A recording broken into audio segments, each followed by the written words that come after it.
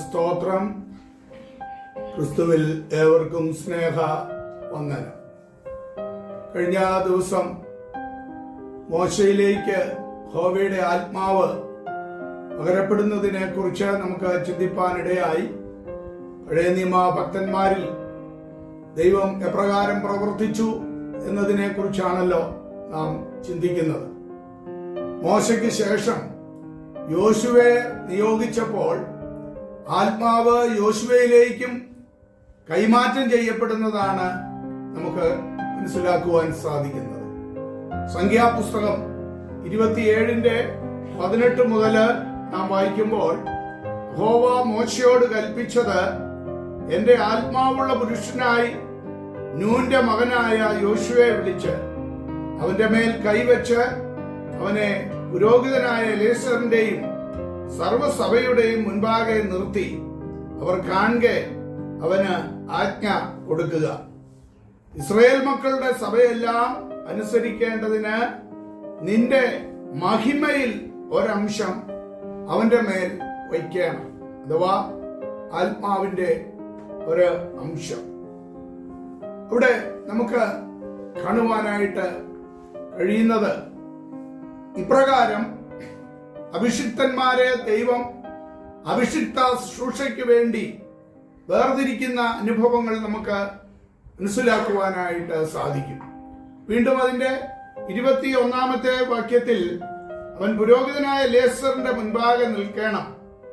അവന് വേണ്ടി യഹോവയുടെ സന്നിധിയിൽ ഊരീം അഥവാ വെളിപ്പാട് മുഖാന്തരം അരുളപ്പാട് ചോദിക്കണം. അവനും ഇസ്രായേൽ മക്കളുടെ സർവ്വസഭയ്ക്കും അവന്റെ വാക്ക് പ്രകാരം പോകുകയും അവന്റെ വാക്ക് പ്രകാരം വരികയും വേണം.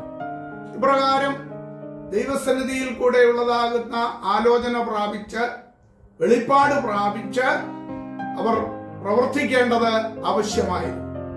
പുറപ്പാട് പുസ്തകം 28-ാം അധ്യായത്തിന്റെ 30-ാമത്തെ വാക്യത്തിലേക്കും നാം കടന്നു വരുമ്പോൾ അവിടെയും നമുക്ക് കാണുവാനായിട്ട് കഴിയുന്നത് ഇപ്രകാരമാണ്. അഥവാ പുരോഹിതൻ ന്യായവിധി ആ പതക്കത്തിന്റെ അകത്ത് ആ ഊരീം സൂക്ഷിക്കേണ്ടത് ആവശ്യമാണ്. ന്യായവിധി പതക്കത്തിനകത്ത് ഊരീമും തുമ്മീമും അഥവാ വെളിപ്പാടും സത്യവും വയ്ക്കണം. അഹരോൻ യഹോവയുടെ സന്നിധാനത്തിങ്കൽ കടക്കുമ്പോൾ അവന്റെ ഹൃദയത്തിന്മേലിരിക്കണം. അഹരോൻ ഇസ്രായേൽ മക്കൾക്കുള്ള ന്യായവിധി എപ്പോഴും യഹോവയുടെ മുൻപാകെ തന്റെ ഹൃദയത്തിൽ വഹിക്കണം. തുടങ്ങിയ കാര്യങ്ങളാണ് ഇവിടെ നമുക്ക് കാണുവാനായിട്ട് കഴിയുന്നത്. ആ ഊറീമും തുമ്മീമും എന്താ എന്ന് വളരെ വ്യക്തമായി അവിടെ വിശദീകരിക്കുന്നില്ല എങ്കിൽ തന്നെയും ദൈവത്തിങ്കിൽ നിന്നുള്ളതാകുന്ന വെളിപ്പാടും സത്യവും അഥവാ ദർശനവും ഒക്കെ പ്രാപിച്ചു വേണമായിരുന്നു പഴയ നിയമത്തിലും പുരോഹിതന്മാർ ശുശ്രൂഷ ചെയ്യേണ്ടത്, അവര് യാഗപീഠത്തിൽ യാഗമർപ്പിക്കേണ്ടിയിരുന്നത് തുടങ്ങിയ കാര്യങ്ങൾ നമുക്കിവിടെ കാണുവാനായിട്ട് കഴിയും.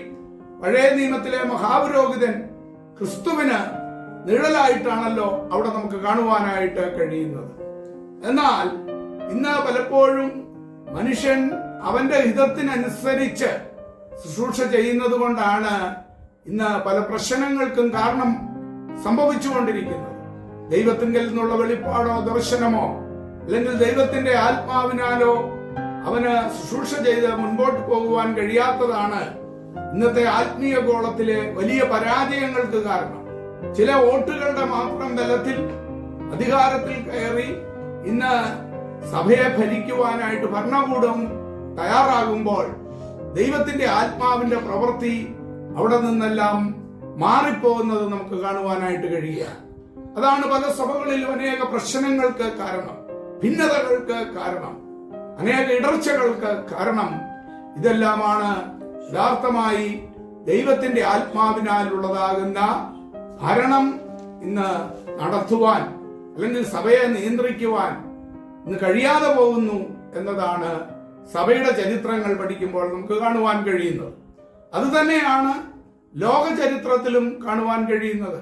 ഭരണകർത്താക്കൾ അവര് ദൈവഭയമുള്ളവരായി അവർ ഭരണം നടത്തുന്നെങ്കിൽ ഇന്നത്തെ ഈ ലോകത്തിൽ കാണുന്ന യുദ്ധങ്ങളും അതേപോലെ ഭീകര പ്രവർത്തനങ്ങളും ഒന്നും ഇപ്രകാരം ഉണ്ടാകുക ഇല്ല എന്ന് നമുക്ക് മനസ്സിലാക്കുവാനായിട്ട് സാധിക്കും.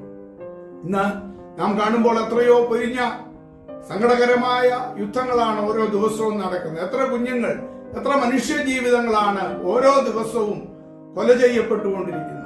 ഈ ദൂത് നാം കേൾക്കുമ്പോൾ തന്നെ നമുക്കറിയാം ഇന്ന് നാം അനുഭവിക്കുന്ന ദുരിതങ്ങൾ ഇസ്രായേലില്, ഇറാനില്, അതേപോലെ ഗൾഫ് രാജ്യങ്ങളില് ഒക്കെ അതികഠോരമായ മിസൈൽ അങ്ങോട്ടും ഇങ്ങോട്ടും പായുകയാണ്. ചിലതെല്ലാം ബൈബിളിന്റെ അടിസ്ഥാനത്തിലാണ് എന്ന് പറഞ്ഞുകൊണ്ടാണ് അങ്ങോട്ടും ഇങ്ങോട്ടും അവര് പലതും യുദ്ധം ചെയ്യുന്നത്, ഇസ്രായേൽ ചെയ്യുന്നത്, അമേരിക്ക ചെയ്യുന്നത്. എന്നാൽ ബൈബിളിൽ പറയുന്നതായ കാര്യങ്ങൾ എന്താണെന്ന് മനസ്സിലാക്കാതെ അവർ തന്നെ സ്വയം അധികാരങ്ങള് ഏറ്റെടുത്ത് അങ്ങോട്ടും ഇങ്ങോട്ടും അവരുടെ മാനുഷികമായ ആയുധങ്ങൾ കൊണ്ട് ഏറ്റുമുട്ടുമ്പോൾ രക്തച്ചൊരിച്ചിലുകളാണ് നടക്കുന്നത്. എന്നാൽ ദൈവത്തിങ്കൽ ആലോചന പ്രാപിച്ച് ഈ സന്ദർഭത്തിൽ ഞങ്ങൾ എന്ത് ചെയ്യണമെന്ന് ലോകരാഷ്ട്രങ്ങളും അവര് ദൈവത്തോട് ആലോചന ചോദിച്ചിരുന്നുവെങ്കിൽ ഈ ലോകം ഇങ്ങനെ തമ്മിലടിച്ച് നശിക്കത്തില്ല. അതേപോലെ ആത്മീയ ഗോളത്തിലും ഞാൻ പറഞ്ഞതുപോലെ അല്പം വോട്ടിന്റെ ബലത്തിലല്ല ഇന്ന് സഭയെ നിയന്ത്രിക്കേണ്ടത്, നേതാക്കൾ ഭരിക്കേണ്ടുന്നത് ദൈവത്തിങ്കൽ നിന്നുള്ളതായ ആ വെളിപ്പാട് പ്രാപിച്ച് ദൈവാത്മാവിനാൽ മുൻപോട്ട് പോകുന്നുവെങ്കിൽ അത് നമുക്കെല്ലാവർക്കും അനുഗ്രഹമാണ്. ആത്മീയ ഗോളത്തിലായിരുന്നാലും നമ്മുടെ രാഷ്ട്രത്തിലായിരുന്നാലും അതിനായി നമുക്ക് ദൈവത്തോട് പ്രാർത്ഥിക്കാം. ദൈവം കൃപ കൊടുക്കുമാറാകട്ടെ, നമ്മെ നടത്തുമാറാകട്ടെ. ആത്മശക്തിയാൽ എന്നെ നിറച്ചിടുക, അനുദിനം ആരാധിപ്പാൻ. അഭിഷേകത്താൽ എന്നെ നിറച്ചിടുക, ഞാൻ ഉണർന്നു ശോഭിക്കുവാൻ. ആത്മശക്തിയാൽ എന്നെ നിറച്ചിടുക, അനുദിനം ആരാധിപ്പാൻ. അഭിഷേകത്താൽ എന്നെ നിറച്ചിടുക, ഞാൻ ഉണർന്നു ശോഭിക്കുവാൻ. അഭിഷേകം പകർന്നിടുക, പുതുശക്തി പ്രാപിക്കുവാൻ. അഭിഷേകം പകർന്നിടുക, പുതുശക്തി പ്രാപിക്കുവാൻ. അന്ധകാര ശക്തികളെ ജയിക്കും ഞാൻ ആ കൃപയാൽ. അന്ധകാര ശക്തികളെ ജയിക്കും ഞാൻ ആ കൃപയാൽ.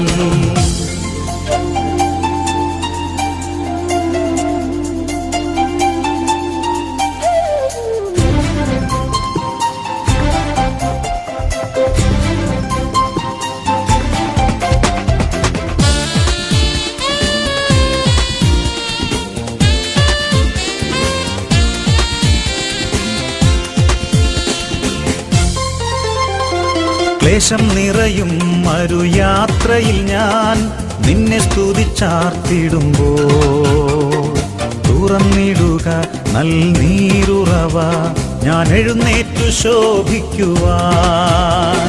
ക്ലേശം നിറയും മരുയാത്രയിൽ ഞാൻ നിന്നെ സ്തുതിച്ചാർത്തിടുമ്പോൾ തുറന്നിടുക നൽനീരുറവ, ഞാൻ എഴുന്നേറ്റു ശോഭിക്കുവാൻ.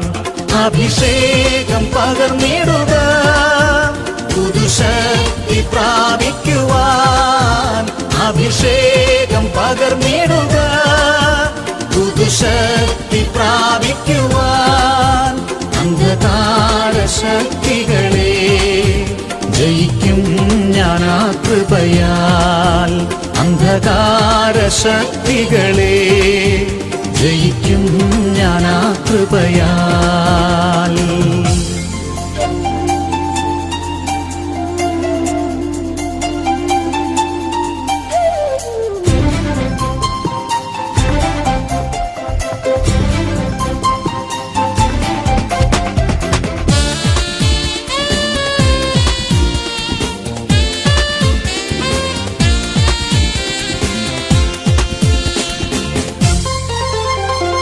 കൃപയാൽ എന്നെ അഭിഷേകം ചെയ്യുക, വിശുദ്ധിയോ